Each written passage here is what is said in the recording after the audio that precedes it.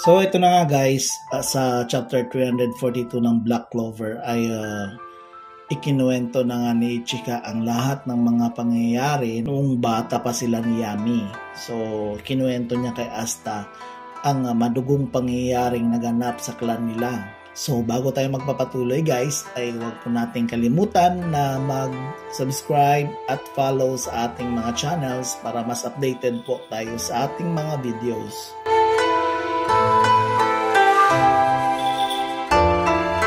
So ikinuwento na guys ni Ichika na ang kanilang clan, ang Yami clan, ay descendant ng grupo ng mga assassins na tinatawag na Kijin. Itong clan nila guys ay ito yung number 1 na nagde-defend sa bayan ng Lanagasan simula nung unang panahon pa. Kumbaga itong Yami clan guys, ito yung isa sa mga sandigan, isa sa mga pilar o haligi ng Lanagasan in terms of assassination, in terms of war guys. Parang ganyan nga kasi yung clan nila Yami guys ay mga assassin. Pero yung clan nila Yami guys ay kilala bilang mga renowned assassin guys.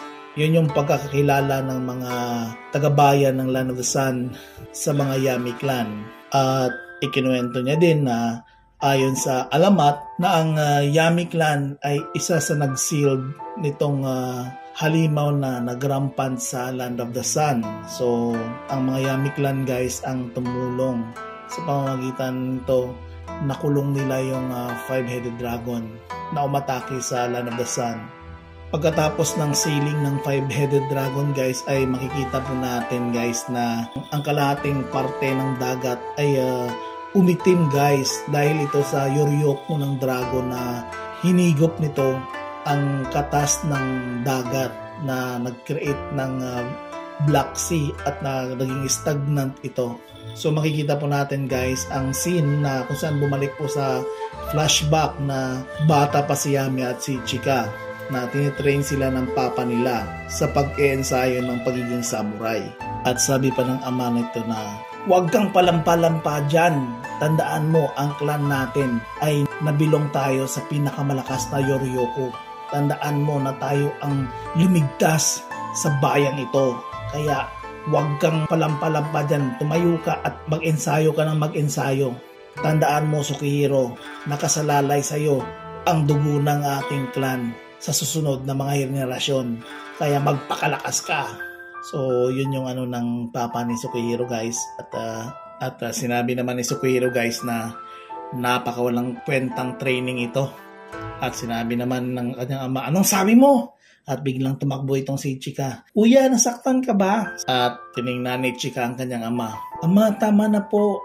At ito namang ama ni Ichika ay kumbaga isang cold-blooded na pagkatao. Sinabihan niya si Ichika na, yang mga matang yan, naiinis ako dyan dahil simula nung ipinanganak ka dito sa mundo, naging dimalas ka na sa buhay ko. Namatay pa yung nanay mo.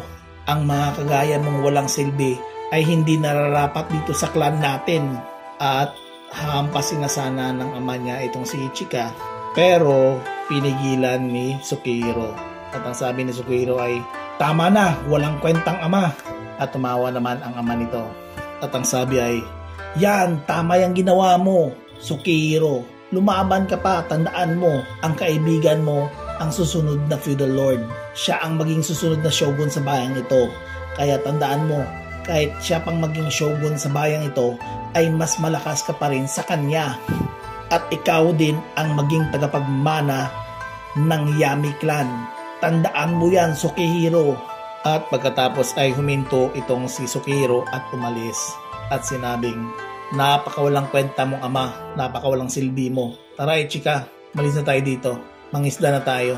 At sinabi naman ni Ichika, opo kuya. At sinabi naman ng kanyang ama, oy Sukihiro, pag bumalik ka dito ulit, ay bibigyan kita ng napakahirap na training. Tandaan mo yan. At yon ay namingwit si Sukihiro at Ichika sa tabi ng dagat. At yun nga, nakakuha sila ng isang malaking butete. At bigla na lang may nagsalita na, uy, ang laki ng butete niyan, Sukihiro ah. Mahirap pulihin ang ganyang klaseng butete. Oo, ang galing mo talaga Sukihiro sa pamimingwit. At maya-maya pa ay may dumating at biglang sumigaw na, "Oy, Sukihiro! Isama mo naman ako sa pamingwit mo!" At ito pala si Ryuya guys, ng bata pa. At sinabi naman ni Sukihiro na, "Oh, sige, pwede naman kitang isama, pero sa damit mong yan, sigurado akong madudumihan yan. Napakabago pa naman ang damit mo." At ang sabi naman ni Ryuya, "Ano ka ba naman? Parang naman hindi tayo magkaibigan sa tagal na natin nagsasama. Okay lang yan, ikaw pa." At sabi naman ni Sukihiro, "Syempre, nag-aalala ako sa iyo, baka pag-uwi mo, papagalitan ka naman ng papa mo." At ang sabi naman ni Ryuya, "Ano ka ba? Dito sa bahay natin, walang mahirap at mayaman. Lahat tayo ay pantay. Tandaan mo talaga yan. Kakaibigan ba ako sa iyo kung hindi tayo pantay? Tayong lahat dito ay nakatira sa isang bayan lamang." At sabi naman ni Sukihiro, "Sige na nga. Oh, kunin mo na yung isang pamingwit at tayo na, alis na tayo." At yun nga, nakwento na nga ni Chika guys ang about sa kay Sukihiro. At sabi niya pa kay Asta na dati bilib na bilib ako kay kuya ko. In-expect ko na ganun na siya. Nabibilib ako sa kuya ko. Pero hindi ko akalaing lahat ng mga sinasabi niya pala ay puro mali at hindi katotohanan. Dahil sa panahon ding yon ay naganap ang nakapalanindig na balahibong pangyayari na hindi ko inaasahan. Dahil sa edad niya na 13 gulang pa lamang ay pinatay niya ang pamilya at ang lahi namin. At nasindak si Asta guys sa kinuwento ni Chika. At sinabi ni Chika na pagkatapos nun ay inabandona kami lahat. Lumaya siya dito sa bayan namin at pumunta sa bayan ninyo. Napakawalang hiya niya. Pagbabayaran niya ang ginawa niya. Napakawalang kwenta niyang tao.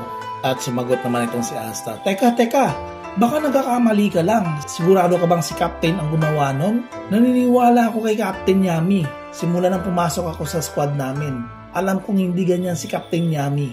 At napasigaw sa sagot si Chika, "Tumahimik ka! Napakawalang kwenta nyo talaga, pareho lang kayong dalawa.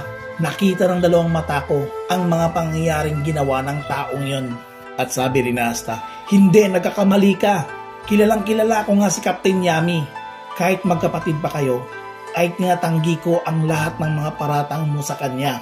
At nainis itong si Ichika guys. At sinabing, "Sige, patotohanan mo yung sinasabi mo. Ipakita mo ngayon ang lahat ng lakas mo, lahat ng mga tinuro ng taong yon sa'yo. Sa pamamagitan ng pagpapatuloy natin sa training ito, ipakita mo ang lahat ng puwersa mo." At ito nga guys, nag-transform nga itong si Chika guys. Nilabas ni Chika ang isa sa mga malakas niyang technique na tinatawag nating Dark Cloak Black Musha. At gusto ni Chika na patunayan ni Asta ang lahat ng mga sinasabi niya sa kanyang captain na si Sukihiro Yami. So guys, hanggang dito lang tayo sa episode na to. So huwag po natin kalimutan na mag-subscribe at mag-follow sa ating channel para mas updated tayo guys sa ating mga videos. Ingat guys!